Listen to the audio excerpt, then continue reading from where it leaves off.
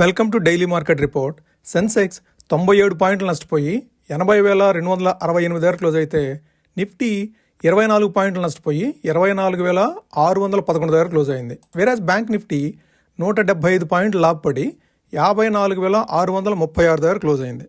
Nifty 60 పాయింట్ల లాభంతో open అయినప్పటికీ కూడాను ఎక్స్పైరీ ట్రేడ్ మూవ్స్ తోటి ఈరోజు నెగిటివ్గా క్లోజ్ అయింది.